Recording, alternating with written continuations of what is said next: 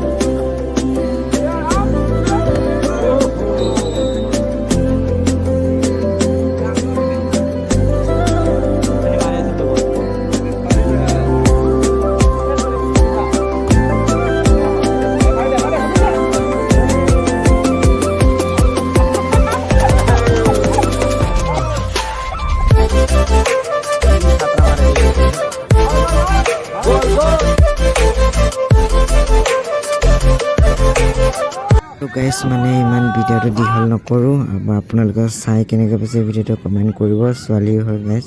ভাল কমেন্ট কৰিব ভাল লাগিলে আৰু গাইস ইয়াত জনে কিবা